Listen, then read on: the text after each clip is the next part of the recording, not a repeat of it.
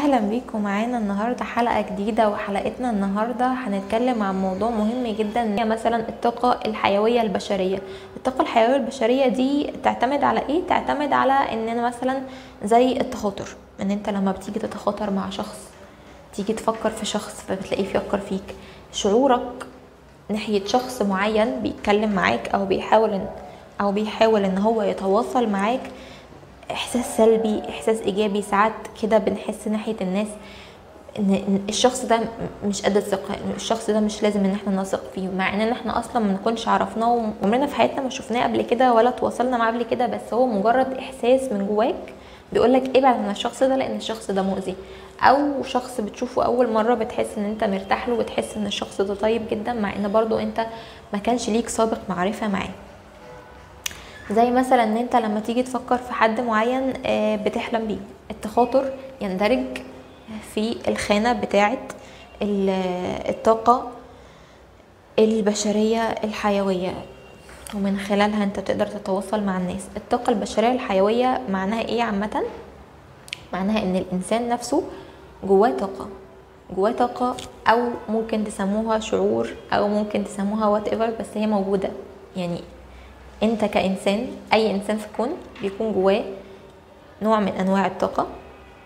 في ناس كتيرة ما بتعترفش بيها لان هي مش شايفاها، فطالما الحاجة مش شايفاها او هم ما جربوهاش قبل كده او هم مش عايزين يعترفوا بيها فينكروها تماما ويقول لك لا انت كده كافر، لا انت كده سحار، لا انت كده بتسحر، لا انت كده مش عاوز، لا انت كده. بيقولوا كلام غريب قوي بصراحة. ولكن الموضوع كله والفكرة كلها ان الطاقة مش كلها حرام، ولكن فيها بنود، فيها شرك.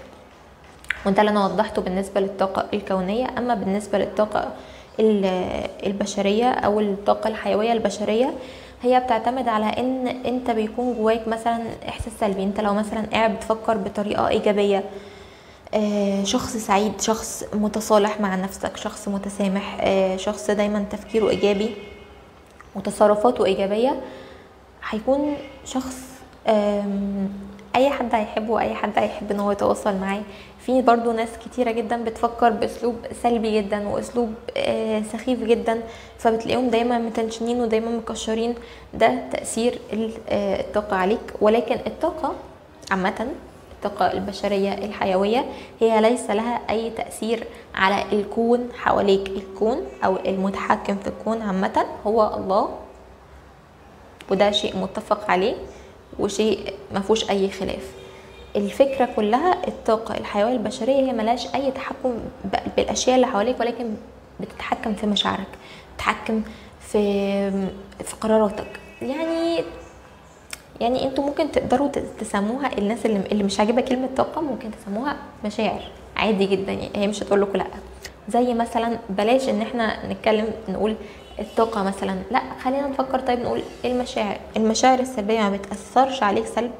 يعني انت لو شخص دلوقتي مكتئب وحزين وجيت تفكر بطريقه سلبيه وبعد كده حابب ان انت تنجح في حياتك، هل هتقدر ان انت تنجح في حياتك؟ هيكون في مثلا عندك طاقة او عندك عزيمة ان انت تحقق حاجة في حياتك، او ان انت تكون كرياتيف، او ان انت تفكر بطريقة ابداعية علشان خاطر تنجح او تعمل حاجة حلوة انت بتحبها؟ اكيد لا. طالما انت بتفكر بطريقة سلبية او بطريقة مليانة افكار حزينة، مستحيل ان انت تقدر توصل.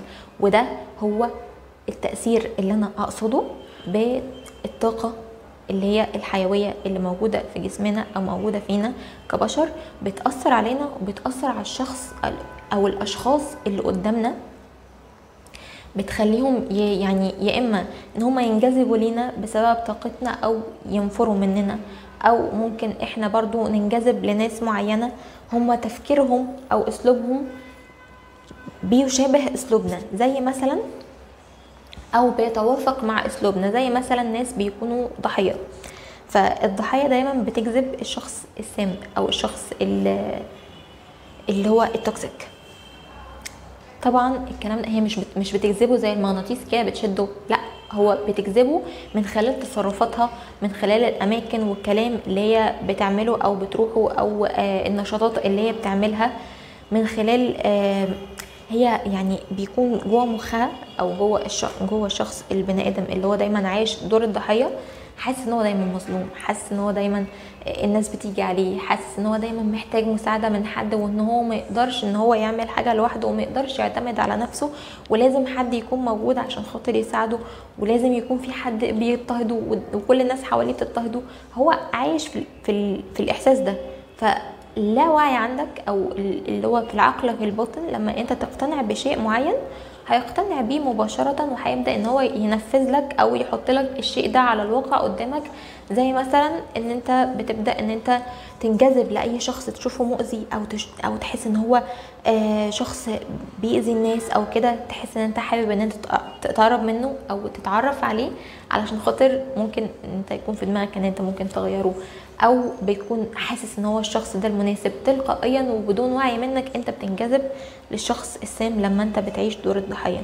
اي شيء انت بتعيش فيه او بتقنع نفسك بيه بتبدأ تجذب النتائج بتاعته في حياتك، وده هو قانون الجذب. ازاي بيبدأ؟ انه انت بتجذب الحاجة من خلال تصرفاتك وافكارك، من خلال الاماكن اللي انت بتروح فيها. مش سحر، ومش انت بتجذب حاجة زي المغناطيس ولا الجو ده خالص. وفي حاجة تانية برضو انا كنت قايلها في القانون في حلقة قانون الجذب اللي انا كنت عاملاها قبل كده كنت قايله جلسات الجذب اللي انتوا بتعملوها، اللي هي بنكون بننام وبنتخيل الهدف والكلام ده كله.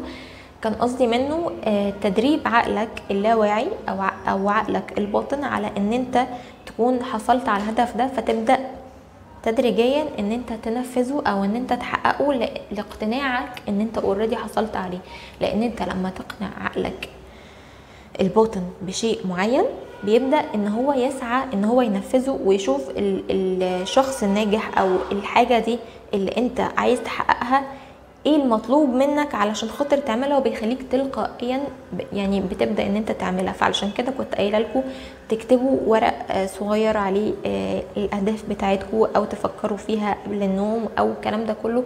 كل ده كان بيحفز العقل الباطن علشان خاطر تقدر ان انت توصل لهدفك. مش الموضوع مش سحر، ومش انت هتبقى نايم في البيت فهيجيلك عربية او هيجيلك بيت او الكلام ده كله. لان شفت ناس كتيرة جدا مستنكرة موضوع، في ناس كتيرة بتقول كلام غريب بجد والله العظيم، مش عارفة يعني. بس فده اللي انا كنت عايزة اوصله. وهقول لكم قصة تشرح لكم بالظبط ازاي ازاي بالظبط بيشتغل قانون الجذب.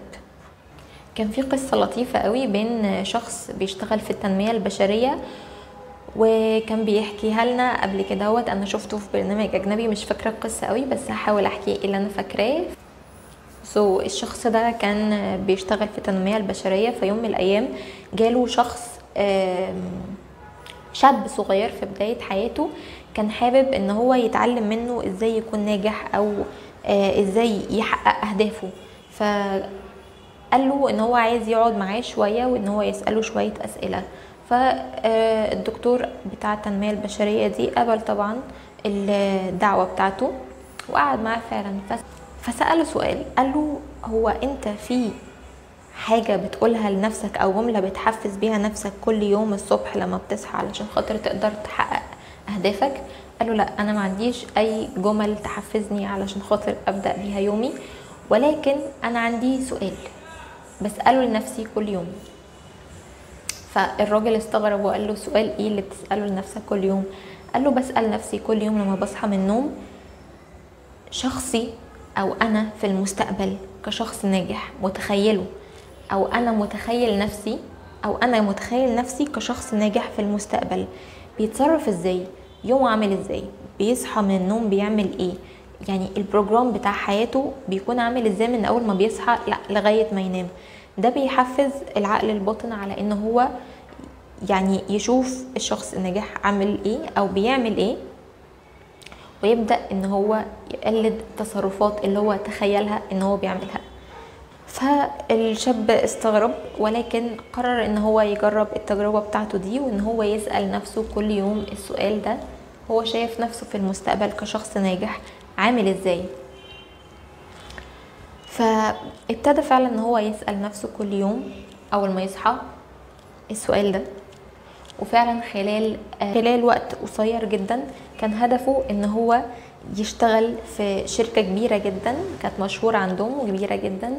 وكان هو كان لسه في بداية حياته، هما طبعا ما كانوش بياخدوا غير الناس البروفيشنال في الشغل علشان خاطر يشتغل معاهم في الشركة دي.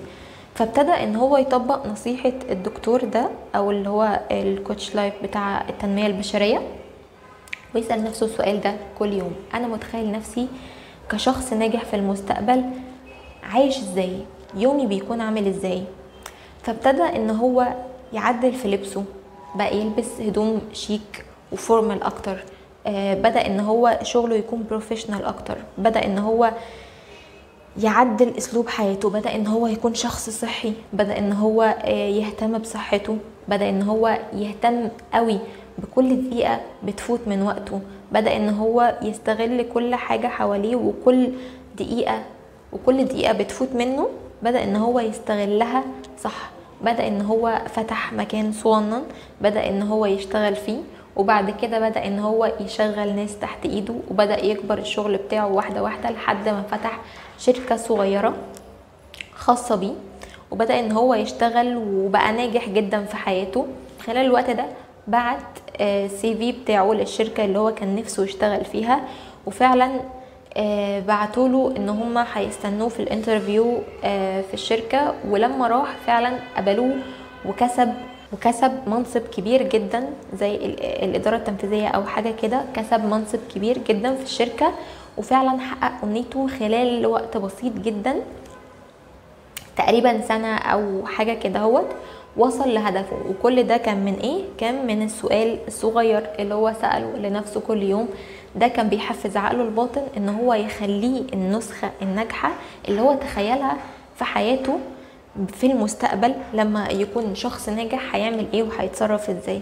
هو ده اللي مطلوب منكم علشان خاطر تكونوا اشخاص ناجحين، ان انتوا تسألوا نفسكم السؤال ده كل يوم. شايفين شخصيتكم الناجحة في المستقبل عاملة ازاي وعايشة ازاي؟ ده قانون الجذب، ودي طريقة العمل بتاعته، مش بطريقة ولا سحر ولا كذب ولا اي حاجة خالص. وكان موضوعنا النهاردة عن موضوع الحيوية البشرية اللي هي بتعتمد على مشاعرنا او تأثيرنا على الشخص اللي قدامنا، او تأثيرنا على نفسنا بأفكارنا وتصرفاتنا، ملاش اي علاقة بالطاقة الكونية. وقانون الجذب يعتمد على العقل الباطن، ملوش برضو علاقة بالطاقة الكونية. وبس كده، دي كانت حلقتنا النهاردة، يا رب تكون عجبتكم وافادتكم. ولو عجبتكم الحلقة اعملوا لي لايك وسبسكرايب، واعملوا شير للفيديو ده لو شايفين ان هو فاتكم ممكن يفيد حد تاني.